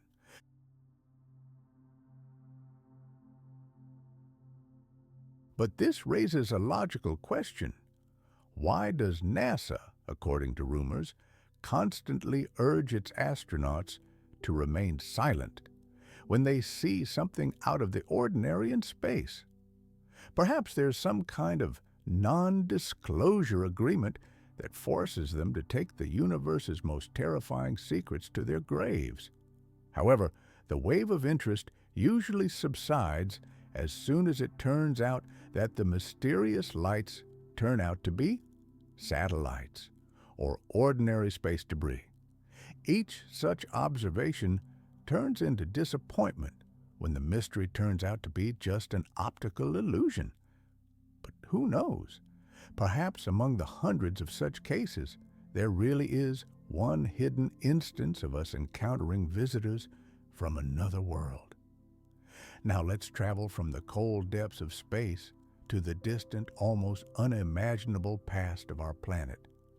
Recent discoveries have forced scientists to completely rewrite the pages of ancient human history. Imagine a discovery that could change everything we knew about our ancestors. These footprints in question do not belong to the age of dinosaurs. They were left by a small group of adults and children in what is now England. And this happened about 800,000 years ago, long before Homo sapiens appeared on the planet. This incredible discovery was made in Norfolk County quite by chance during excavations. Dr. Nick Ashton of the British Museum recalled the moment as a true shock. "At first, we couldn't believe our eyes," he said.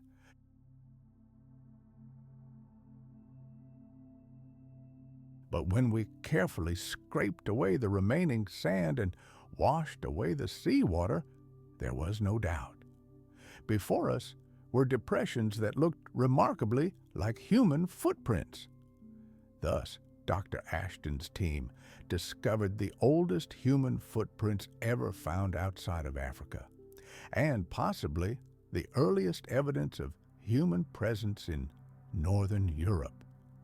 Archaeologists knew they had only a few hours before the tide would destroy this priceless evidence forever. They used photogrammetry to create highly detailed three-dimensional images of the footprints. This method confirmed that, yes, these long depressions were indeed left by ancient humans who roamed these lands nearly 1 million years ago. But who were these mysterious pioneers? Perhaps they resembled a certain snowman, or belonged to the species Homo heidelbergensis or Homo erectus. Or perhaps they were some entirely new, previously unknown species of hominid. Further analysis revealed that the tracks were made by a group of 5 individuals.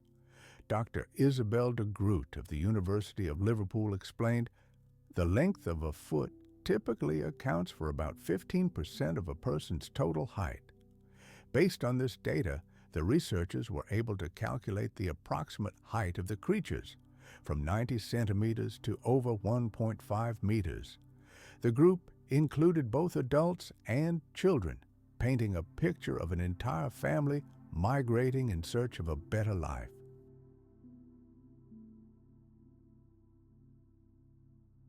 Not only footprints, but also numerous other artifacts were found beneath the layers of ice that formed the local cliffs. Scientists were able to accurately determine their age by analyzing geological strata. Fossils of extinct animals, remains of ancient plants, fossilized beetles, and shells were also discovered in the region. All this turned the Norfolk coast into a veritable time machine. Archaeologists were able to reconstruct the environment of the period and compare it with other prehistoric landscapes, definitively confirming the age of the find. And the main question is, how will this discovery affect our understanding of history? It completely shatters established theories about the timing of human appearance in Northern Europe. Previously, conservative archaeologists hadn't even considered the idea that ancient people could have reached Britain so early. After all, 800,000 years ago, England was still connected to mainland Europe by a land bridge. This means that this ancient family could have arrived on foot from what is now France or Belgium. Now let's travel to a completely different era and another corner of the world to tell the story of the Thagas, one of the most dangerous and brutal sects in history. From the 13th to the 19th centuries, they terrorized northern and central India, operating along the main trade routes in the Ganges River Valley. Any traveler risked falling victim to their merciless attacks.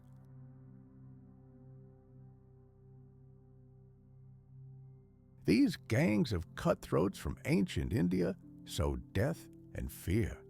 Do you remember the terrifying cult from Indiana Jones and the Temple of Doom? Those followers of the goddess Kali who performed human sacrifices. This chilling story, as it turns out, had a very real basis. The villains from the Hollywood blockbuster were inspired by the thugs. For centuries, these mysterious criminals roamed the roads of India. Their tactics were simple and devilishly effective. They pretended to be friendly travelers, gained their trust, and then sent their victims to the next world, never to return. Their reign of terror was so widespread that it took the entire might of the British Empire to end it. In the 1960s, somewhere in the depths of the constellation Virgo, beings known as the Umites were said to dwell. It was from them that a group of people on Earth began receiving mysterious messages, full of riddles that continue to baffle people to this day. These messages weren't short notes, but lengthy, meticulously crafted documents, chock full of complex pseudo-scientific terminology capable of baffling even a physics professor. The letters weren't sent to random people, but specifically to ufology enthusiasts and members of various occult societies, those most likely to believe in the existence of interstellar correspondence.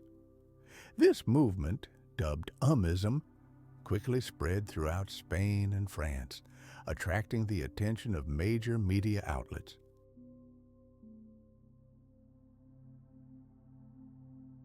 Meanwhile, in India, a gang of thugs used simple but deadly tactics. They feigned friendliness, gained their victims' trust, and then mercilessly killed them, stealing all their belongings. Their favorite weapon was a special silk scarf known as a rumal. Sneaking up from behind, they strangled their victims, leaving them no chance. Each gang member wore this scarf as a symbol of their bloody profession. Joining their ranks required absolute devotion. New recruits underwent a rigorous initiation ritual, swearing allegiance to the cult and promising to mercilessly kill and plunder. The bandits operated with impunity until their atrocities became tiresome to the British. Officer William Henry Sleeman set out to track down and destroy the sect. He organized large-scale operations, gathered intelligence, tracked down gang members, and recruited former members, convincing them to work for him. Informers became the most effective weapon in the fight against this secret society. In 1836, Britain passed a special law making any involvement with the thugs a capital offense. Thanks to the testimony of informers, British authorities arrested and brought thousands of criminals to trial. It would seem that the disappearance of the tags should have ushered in a prosperous era for the British Empire. However, the First World War soon broke out, followed by the Second, and today we once again stand on the brink of new global conflicts. Mere coincidence?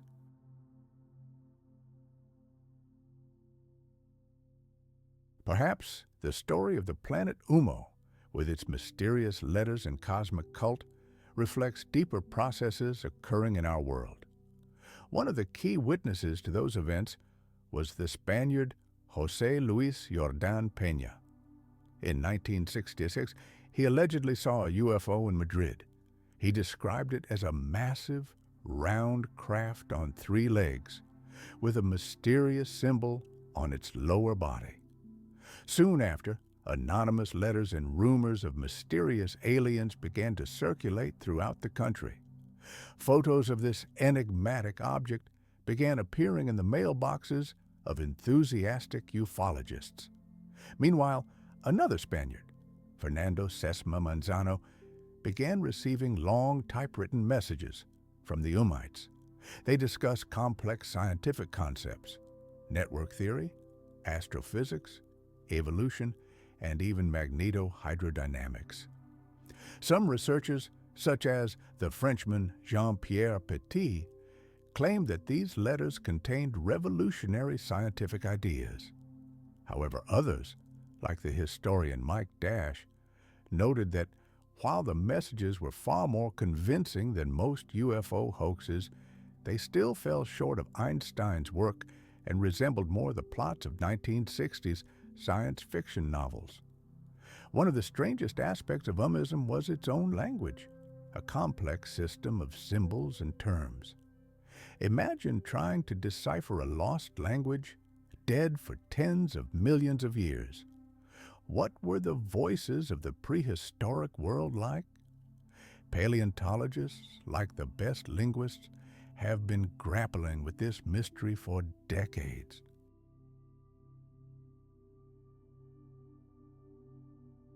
Take, for example, the giant duck-billed dinosaurs, Parasaurolophus. Their bizarre hollow crests on their heads were, in fact, sophisticated wind instruments.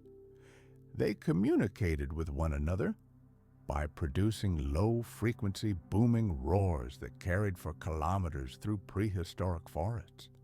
These were alarm signals, mating calls, a way to maintain communication within a vast herd. We can only guess at the complexity of this communication system, a veritable symphony of a bygone era. But not all mysteries of the ancient world lend themselves to such a logical explanation.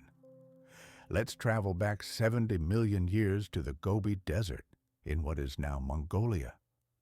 Here, among the sun-baked dunes, paleontologists once stumbled upon remains they initially dismissed as an elaborate hoax. Before them lay the bones of a creature as if straight out of the wildest fantasy. Imagine a creature the size of a bus, with a long neck and a massive body, but the most incredible thing about it were its forelimbs, each adorned with 3 gigantic sickle-shaped claws, each nearly a meter long. It was a Therizinosaurus, Therizinosaurus coloniformis, the scythe lizard. At first, scientists were stumped. What was it? A monstrous predator, capable of ripping apart any enemy with a single blow? But the structure of its jaws and teeth suggested otherwise. It was a herbivore. This discovery was akin to discovering a statue of a mythical deity in an ancient temple.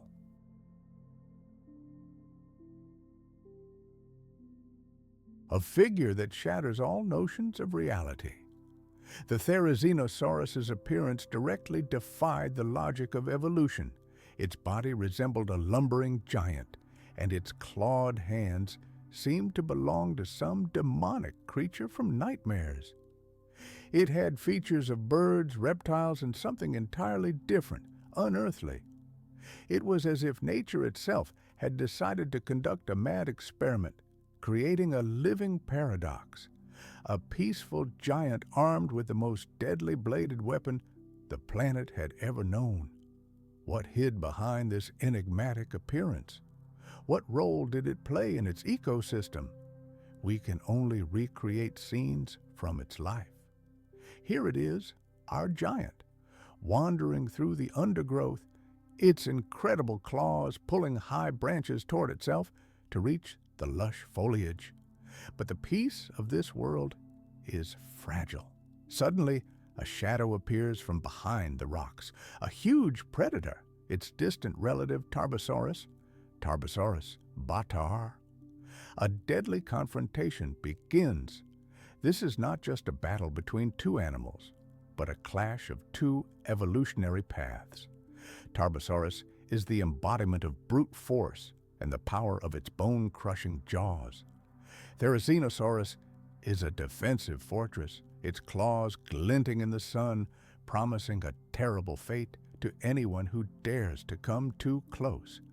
But over time, like any great civilization, the world of these giants vanished into oblivion.